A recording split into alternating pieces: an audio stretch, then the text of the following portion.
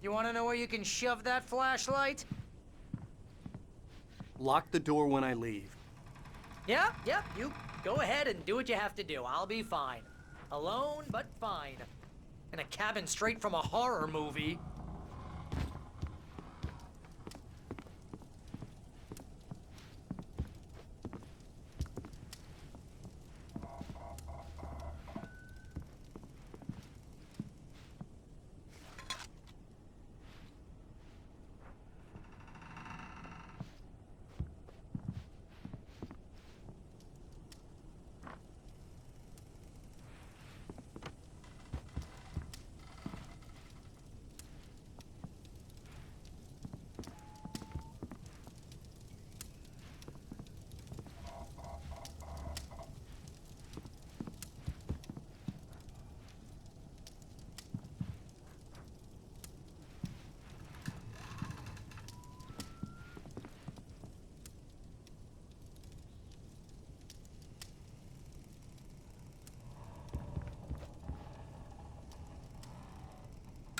Real funny, Al.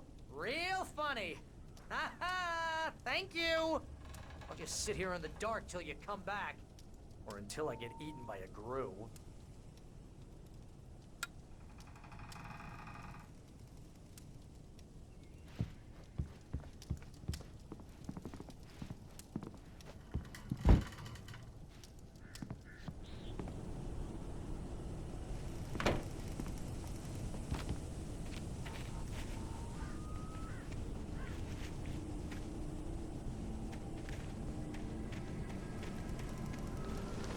I'll wait here, Al. I'll hold down the fort.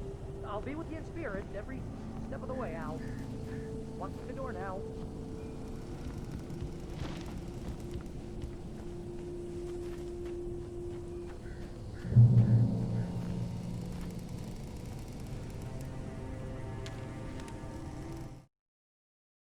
Barry had never gotten along with Alice, but he knew Alan loved her with an almost frightening intensity. And now something had happened to Alice. And here was Al armed with a gun and saying things people got put in padded cells for. It was as if his friend had experienced a massive psychotic episode and was now totally disconnected from reality. It scared the shit out of Barry.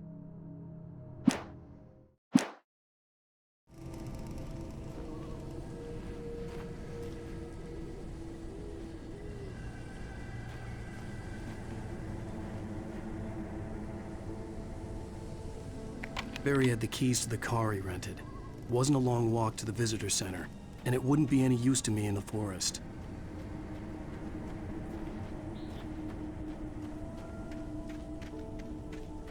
I knew I should have gone to the cops. This wasn't the smartest thing I'd ever done, but I was still angry with Barry for trying to talk me out of it. These people had called me right in the sheriff's station. The cops wouldn't scare them, and they had Alice.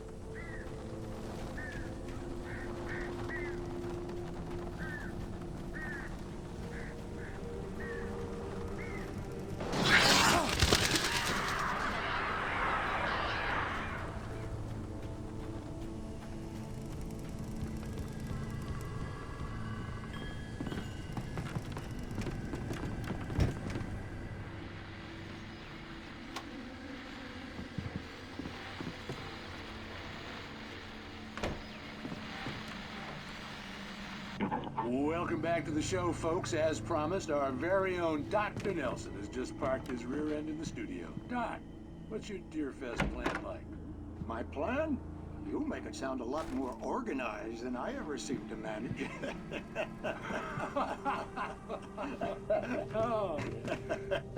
No plan, really. Just taking the atmosphere. I'm getting a little too rickety to do much more than that, you know.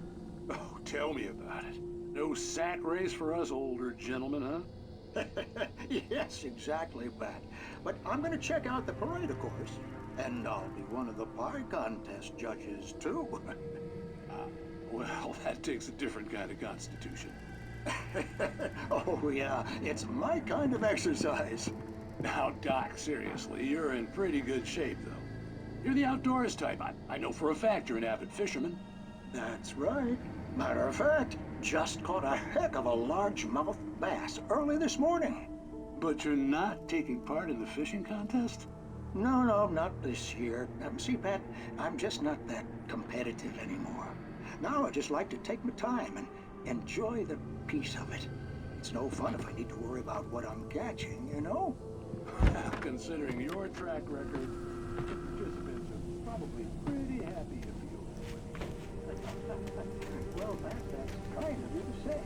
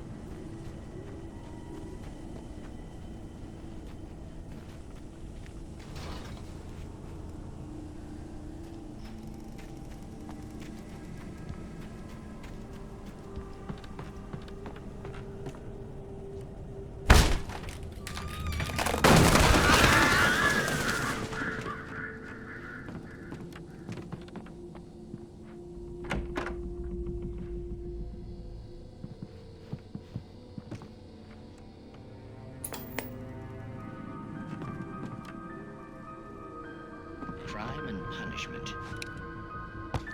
The cancer and cure of civilization. But some crimes are impossible to punish, especially in Night Springs. Tonight's episode, The Man in the Mirror.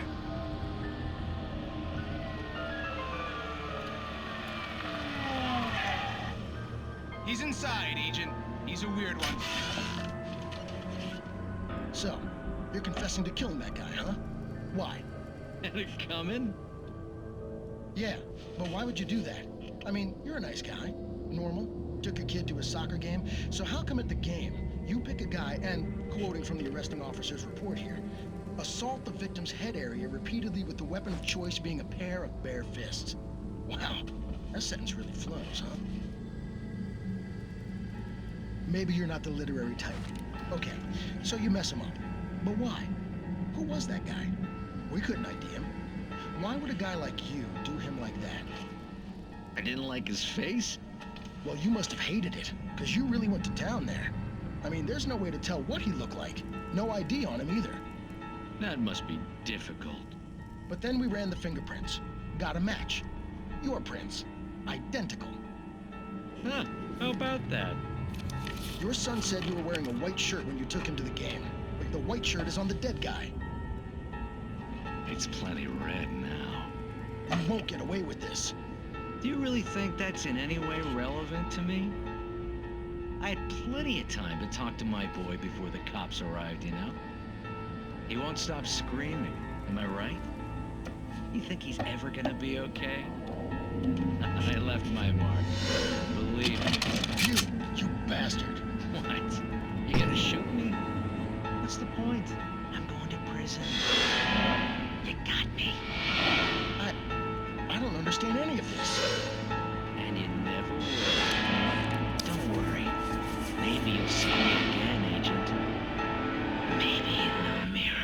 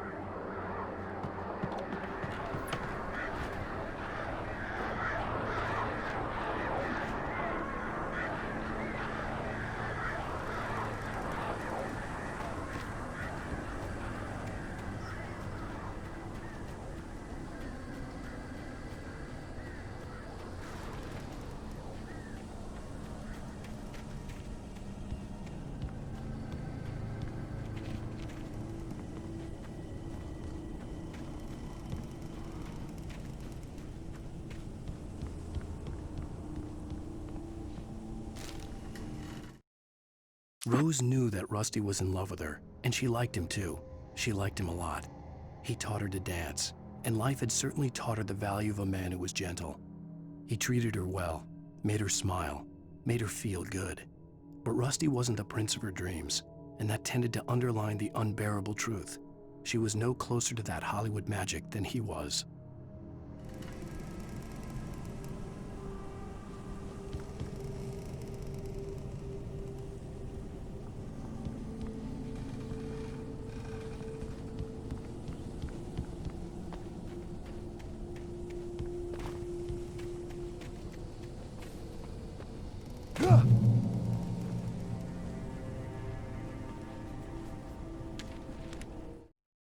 The air in the visitor center was heavy with an awful smell, as if some rotten drowned thing had crawled up from its grave. Rusty kept coughing blood. My eyes were drawn to the twisted shape of his broken leg. The attack had been vicious. Max whined in his cage. Rusty's eyes were wild with fear and terror. He gasped, "Mr. Wake, it happened just the way it was on that page."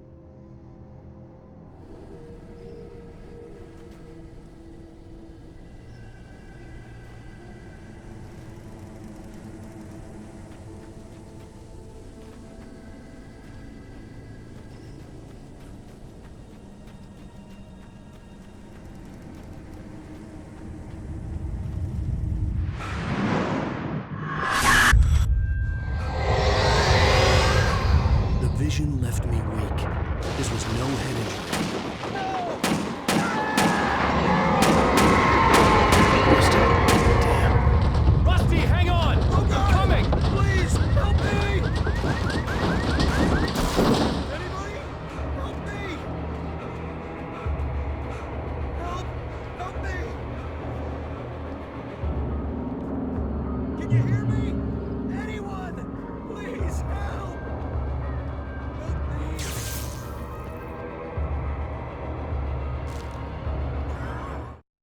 The visitor center was sturdy, but the impact turned the front of the building into splinters. Rusty was thrown across the lobby like a rag doll and hit the far wall hard. It didn't hurt until he tried to move and saw his leg bend the wrong way, felt the broken rib stabbing him on the inside.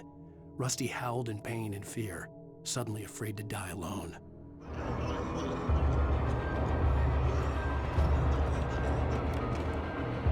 The ranger's office was locked. I'd need a key to get in.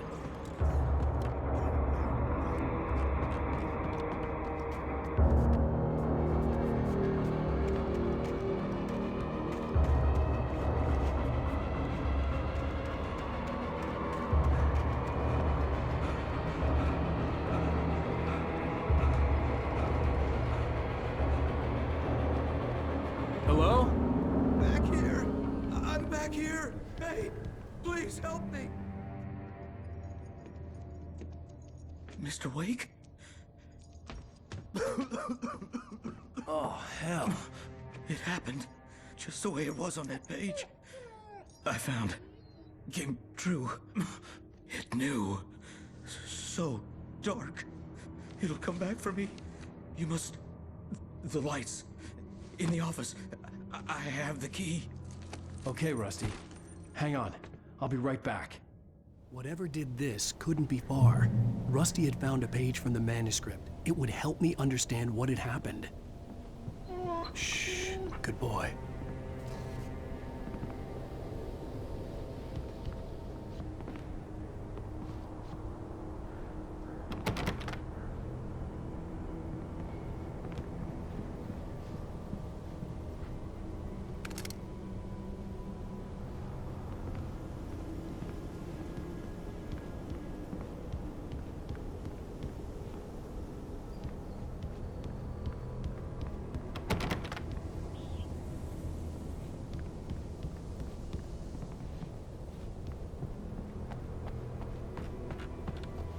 The only way to make sure that Rusty was safe was to get the power running and the lights back on.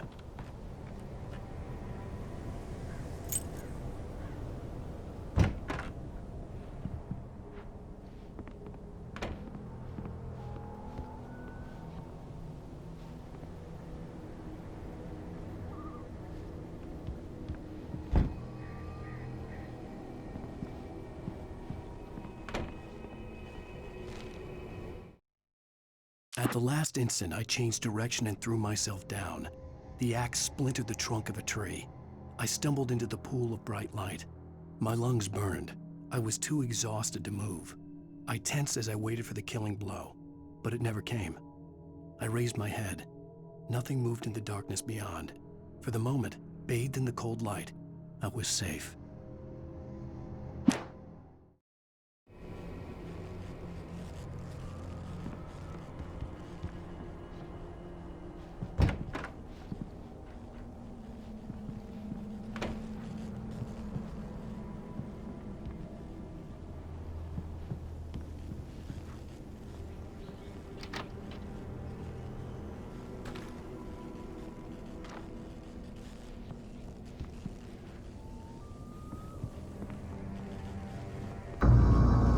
I was too late.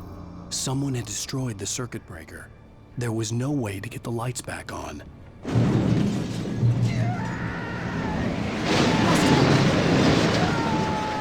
Rusty!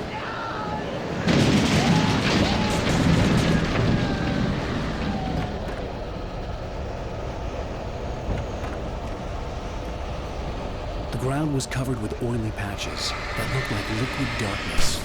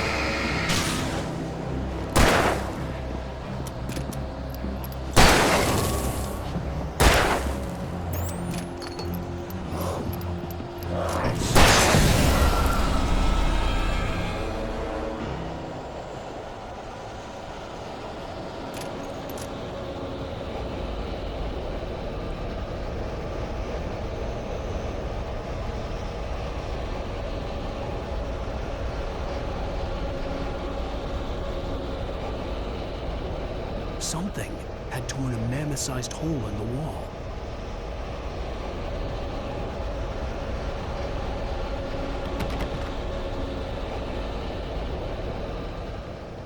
Please! Don't feed the animals!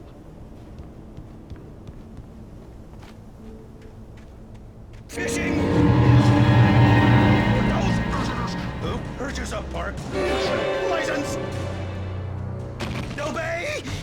The park ranger's instructions. At all times. Rusty? Rusty, no! Never! You approach closer than 100 yards. 2 bears and wolves! Never approach any other wildlife closer than 25 yards. Pets must be leashed. At all times. Never leave your pet unattended. It is against the law to remove any natural objects or historical artifacts from the park grounds.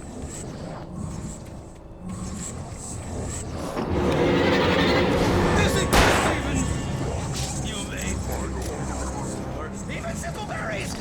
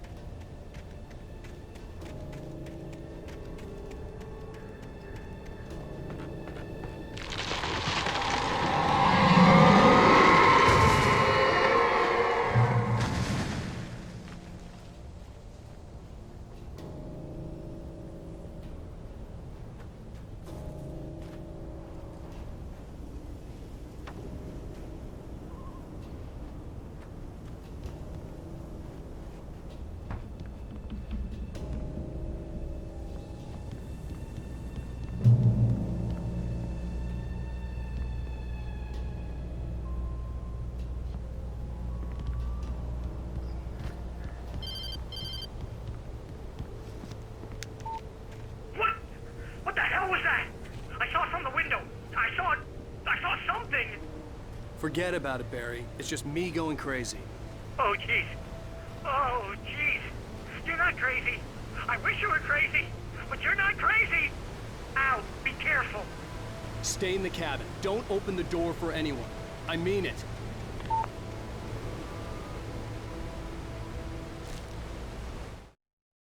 In that last instant of consciousness, Rusty thought about Rose. He was older than she was. Rose was barely out of her teens, but she made him feel young and forget what a train wreck his long-dead marriage had been. He still wore the ring. He'd been waiting for her to tell him to take it off. Now she never would.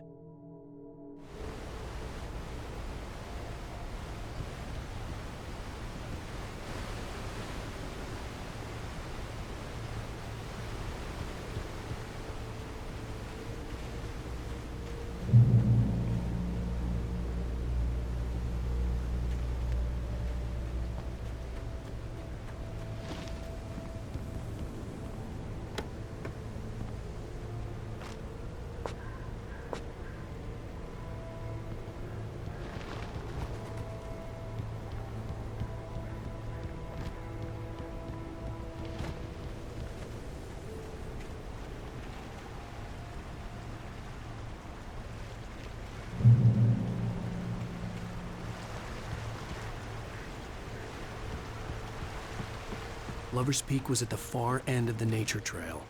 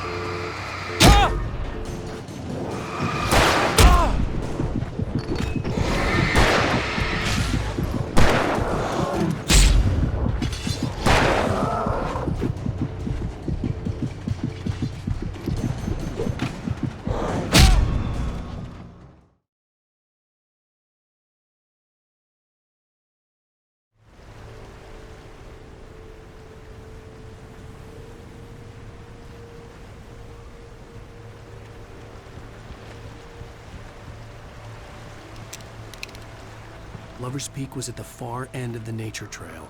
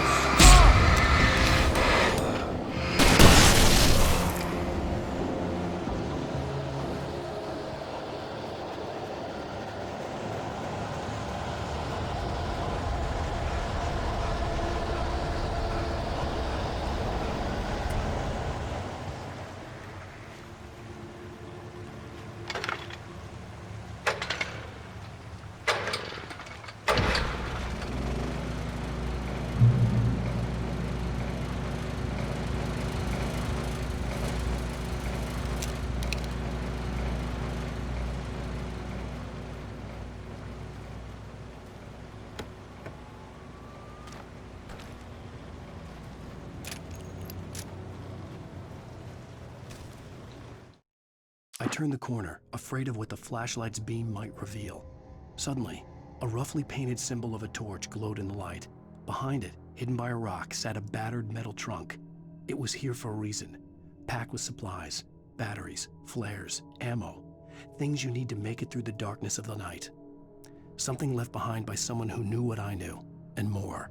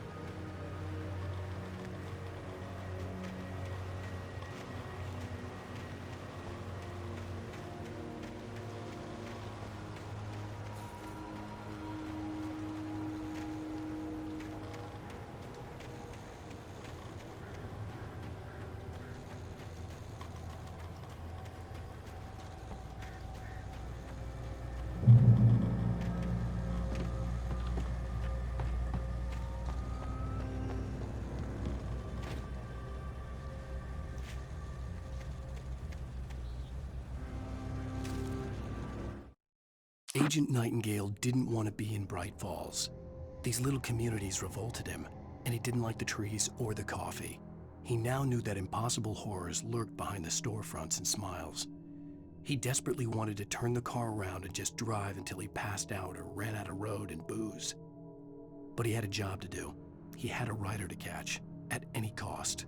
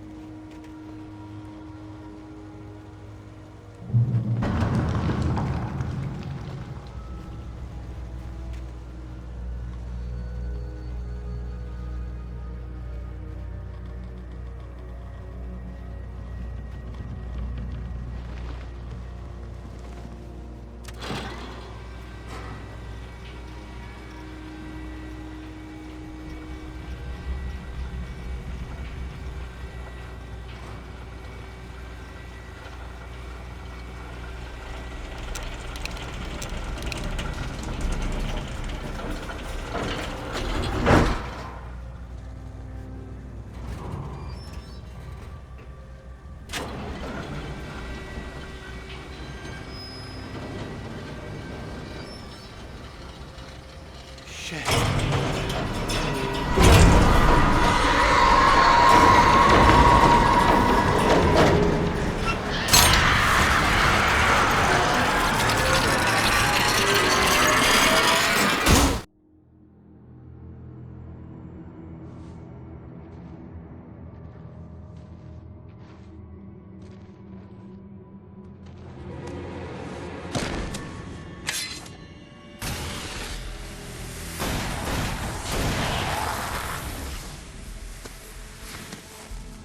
Come on, we gotta get moving. More of them coming. That flashlight's kid stuff. The flares will keep the bastards away.